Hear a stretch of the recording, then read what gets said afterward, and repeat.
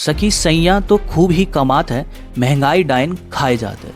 दोस्तों, ये फेमस गाना तो आपने जरूर ही सुना होगा, जो देश की आम जनता की परेशानियों और चुनौतियों को बखूबी बयां करता है। महंगाई, शायद ही कोई आम भारतीय नागरिक होगा जो इस समस्या व परेशानी से ग्रसित ना हो। देश में लगातार महंगाई ने देश की जनता की कमर तोड़ रखी है। जिंदगी की रोजमर्रा की जरूरतों का सामान जैसे कि सब्जी, आटा, दाल, चावल, तेल, पेट्रोल और घरेलू एलपीजी सिलेंडर, बीमारी में इलाज का खर्च और यहाँ तक कि बच्चों के स्कूल व कॉलेजों की फीस के दाम भी आसमान छू रहे हैं। ऐसे में हमारे सामने केवल दो ही उपाय हैं। पहला, जो बाजार में मिलने वाली वस्तुएं व सेवाएं हैं ये सस्ती हो जाएं। दूसरा, लोगों की आमदनी बढ़ जाए। लेकिन दुख की बात है कि वर्तमान समय में दोनों ही उपाय में से कुछ भी संभव नहीं है। देश के पूंजीपति वीक में 70 से 90 घंटे और यहाँ तक कि संडे को भी काम करने की बात जरूर कर रहे हैं, लेकिन वो सैलरी पर चुप हैं। ऐसे में अगर आम जनता के पास कोई उम्मीद की किरण है तो वह हमारी सरकार। लेकिन अफसोस, यहाँ से भी हम सबके हाथों निराशा ही लगती है। लेकिन दोस्तों, आप नाराज या दुखी ना हो। वर्तमान समय में मोदी सरकार ने देश के माननीय सांसदों के लिए अपने सरकारी खजाने खोल दिए हैं, जिससे देश की जनता को ना सही लेकिन हमारे देश के माननीय सांसदों को जरूर लगातार बढ़ती हुई महंगाई से राहत मिलेगी।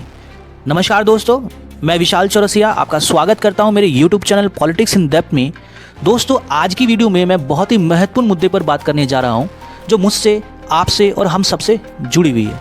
हाल ही में केंद्र में मोदी सरकार ने देश के सांसदों की देश में बढ़ती महंगाई से राहत देने के लिए अपने सरकारी खजाने को खोल दिया है। केंद्र सरकार की तरफ से देश के सांसदों की सैलरी में 2, 4, 5 या 10% नहीं, सीधा 24% यानी कि 24% जो है वो बढ़ोतरी की है। ऐसा करके उन्होंने देश के सांसदों को एक शानदार तोहफा होली के बाद दिया है। तो दोस्तों, आइए जानते हैं कि अब हमारे देश के सांसदों को मोदी सरकार की घोषणा के बाद कितनी सैलरी, पेंशन, भत्ते वगैरह मिलेंगे। देश के सांसदों को अब 24% की बढ़ोतरी के साथ मंथली 1,24,000 सैलरी मिलने वाली है, जो कि पहले 1 लाख रुपए महीना थी। अब आप सोच रहे होंगे कि एक देश के सांसद होने के नाते सांसदों को कोई महत्वपूर्ण जिम्मेदारियां निभानी होती है। ऐसे में 1,24,000 पर मंथ ज़्यादा नहीं है, ठीक ही है। तो दोस्तों, मैं कहूँगा अभी पिक्चर बाकी है, और जब आप आगे की वीडियो देखेंगे तो पक्का आपके होश उड़ जाएंगे। हमारे देश के सांसदों को सैलरी के अलावा और भी कई तरह के भत्ते, पेंशन व सुख सुविधाएं निःशुल्क यानी कि पूरी तरह से फ्री में मिलती हैं। तो आइए इनको भी जान लेते हैं। सैलरी के अलावा जो हमारे देश के सांसद हैं उनको कॉन्स्टिट्यूंसी भत्ता भी मिलता है। अब आप कहेंगे ये कॉन्स्टिट्यूंसी भत्ता क्या है? तो कॉन्स्टिट्यूंसी भत्ता, जो सांसद हमारे अपने संसदीय क्षेत्र से चुनकर आते हैं तो उस क्षेत्र से रिलेटेड जो है उनको देश की संसद के सदस्य होने के नाते ये भत्ता मिलता है, जो कि 70,000 से बढ़ाकर 87,000 यानी कि 87,000 पर मंथ कर दिया है। ये सैलरी के अलावा है।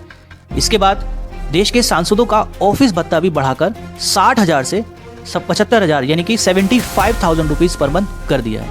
इसके साथ साथ डेली भत्ते में बढ़ोतरी हुई है, जो कि 2,000 पर डे से बढ़ाकर 2,500 रुपये पर डे कर दिया है। अब आप कहेंगे कि ये डेली भत्ता क्या है? तो बेसिकली जब हमारे देश की पार्लियामेंट चल रही होती है तो उस सेशन में भाग लेने के लिए जो है इनको डेली भत्ता दिया जाता है, जो कि 2,000 पर डे से बढ़ाकर 2,500 पर डे कर दिया गया है। इसके साथ साथ सांसदों को फ्री में बिजली, जो कि 50,000 यूनिट, फ्री में पानी, जो कि 4,000 किलोलीटर साल में मिलता है। इसके साथ साथ साल में 34 फ्री फ्लाइट्स मिलती है सांसद को व उनके परिवार के लिए, जो कि बिजनेस क्लास की होती है। और जो भारतीय रेल है उसमें देश के सांसद जो हैं वो फर्स्ट क्लास उसमें फ्री में यात्रा कर सकते हैं। इसके साथ साथ रेंट फ्री घर, जो कि नई दिल्ली में मिलता है। अगर सांसदों का मान लीजिए पद बड़ा है या सीनियर है तो उन्हें शानदार बंगलों की व्यवस्था फ्री में देखने के लिए मिलती है। इसके साथ साथ दोस्तों, फ़ोन और इंटरनेट तक का खर्च जो है वो सरकारी खजाने से हमारे देश के माननीय सांसदों को दिया जाता है। इसके अलावा फ्री इलाज जैसी और भी कई सुविधाएं जो है वो हमारे देश के सांसदों को मिलती हैं। दोस्तों, सांसदों को ये जो बढ़ी हुई सैलरी मिलेगी वह अप्रैल 2023 से मिलेगी। क्या आपके साथ ऐसा कभी हुआ है? अगर आपकी 2, 4 या खूब हो सकता है 10% सैलरी बढ़ी हो तो पिछले 2 वर्ष पहले से जो है वो आपको बढ़ी हुई सैलरी मिली हो। मतलब सांसदों को ये जो बढ़ी हुई सैलरी लागू होगी, जो मिलेगी, वो अप्रैल 2023 से मिलेगी, जिसके हिसाब से सांसदों को बकाया एरियर मिलेगा, जो कि लगभग 24 मंथ के हिसाब से 5.76 लाख रुपीज़ होता है। मतलब जो उन्हें पिछले 2 साल में सैलरी मिल चुकी है, ये उसके अलावा जो है उन्हें 5.76 लाख रुपीज़ यानी कि 5,76,000 रुपये उसके अलावा एक्स्ट्रा हमारे देश के माननीय सांसदों को मिलने जा रहे हैं। अब दोस्तों बात करते हैं सांसदों को मिलने वाली पेंशन के बारे में। अब आप सोच रहे होंगे कि पेंशन हमें तो नहीं मिलती है। जी, क्योंकि आप प्राइवेट सेक्टर में हैं। प्राइवेट सेक्टर में भी अगर जो कुछ गिने चुनी कंपनियां हैं, फर्म है, तो वहाँ पे इस तरीके की कुछ सुविधा हमें सामाजिक सुरक्षा वो देखने के लिए मिलती है। लेकिन हमारे देश में जो सांसद हैं, इसके साथ साथ जो गवर्नमेंट एम्प्लॉयज़ हैं, उनके लिए सामाजिक सुरक्षा जरूर है। अगर हम गवर्नमेंट एम्प्लॉयज़ की बात करें तो उनके लिए OPS वाली नहीं, NPS या UPS वाली जो सामाजिक सुरक्षा है वो वर्तमान समय में इन्हें मिल रही है, जिसको लेकर केंद्रीय व अन्य सरकारी कर्मचारी लगातार सरकार पर दबाव बना रहे हैं कि वो NPS या UPS की जगह जो पुरानी पेंशन स्कीम थी उसको लागू करें। तो दोस्तों, अगर आप एक बार सांसद बन जाते हैं तो आजीवन पेंशन पाने के हकदार भी आप हो जाते हैं। वर्तमान में मोदी सरकार ने देश के सांसदों की पेंशन भी बढ़ाकर 31,000 रुपये यानी कि 31,000 रुपीज़ पर मंथ कर दी है। इसके साथ साथ दोस्तों, पेंशन में सालाना इंक्रीमेंट 2,000 से बढ़ाकर 2,500 हो गया है। अब आप कहेंगे कि ये सालाना इंक्रीमेंट क्या है? इसका मतलब है कि अगर आप 5 साल से ऊपर सांसद रहते हैं, ठीक है, मान लीजिए आप जैसे कि 5 साल के बाद 6 साल, तो 1 साल ऊपर आप सांसद रहे हैं तो आपको 2,500 रुपये 31,000 के अलावा मिलेंगे पूर्व सांसद की पेंशन के तौर पे। अगर आप 2 साल रहे हैं ऊपर 5 साल से, तो इस हिसाब से आपका हो गया 5,000 रुपये, यानी कि आपको जो है 31,000 के अलावा 5,000 रुपये जो है वो आपको पर मंथ एक्स्ट्रा मिलेंगे। तो दोस्तों, इस तरह से केंद्र सरकार ने हमारे देश के माननीय सांसदों की सैलरी में और उनके बाकी भत्तों में भी क्या कर दिया है, बढ़ोतरी कर दी है। वैसे तो हमें सरकार पक्ष विपक्ष में जोरदार तकरार देखने के लिए मिलती है, परंतु जब बात सांसदों की सैलरी भत्ते में बढ़ोतरी की हो तो इसमें हमें कोई भी विरोध देखने के लिए नहीं मिलता है। इन मुद्दों पर सभी सांसद व राजनीतिक पार्टियां एक मत होकर एक साथ हो जाती हैं व एक सुर में इसका समर्थन करती हैं। अगर बात करें तो अन्य देशों के सांसदों व वेतन भत्तों की, तो वहाँ की सरकार के पास पूरी तरह से ये जो पावर है वो नहीं है देश के सांसदों की सैलरी बढ़ाने के लिए, जैसे कि Canada, Britain, Australia, New Zealand, America. इन देशों में एक इंडिपेंडेंट कमेटी की तरह एक जो है वो बॉडी होती है जो सांसदों की सैलरी बढ़ाने पर विचार विमर्श करती है, जो कि देश की स्थिति व परिस्थिति के हिसाब से निर्णय लेती है। लेकिन दोस्तों, अगर हम बात करें भारत की, तो हमारे देश में देश की सांसदों की सैलरी बढ़ाने का जो पावर है वो पूरी तरीके से संशोधन के आधार पर, जो अभी रिसेंटली संशोधन किया गया है इसमें, तो इसके आधार पर जो हमारी केंद्र सरकार है उसके पास है। यानी कि केंद्र सरकार जो है वो देश के सांसदों की सैलरी पूरी तरह से बढ़ा सकती है, ये उनका अधिकार है। सांसदों की वर्तमान समय में सैलरी बढ़ाने के पीछे केंद्र में मोदी सरकार का यह तर्क है कि देश में महंगाई बढ़ी है, तो उसी को ध्यान में रखकर ऐसा फैसला किया गया है। लास्ट टाइम हमारे देश की सांसदों की सैलरी 2018 में बढ़ी थी। अब आप सोचेंगे कि महंगाई तो हमारे लिए भी बढ़ी है और हमारी तो इतनी सैलरी भी नहीं है, तो ऐसे में हम क्या करें? तो आप नाराज ना हो, कुछ समय पहले ही केंद्र सरकार ने मिनिमम वेज एक्ट बढ़ाया था, जिसके तहत अब आपको न्यूनतम 26,910 रुपये प्रति माह मिलेगा।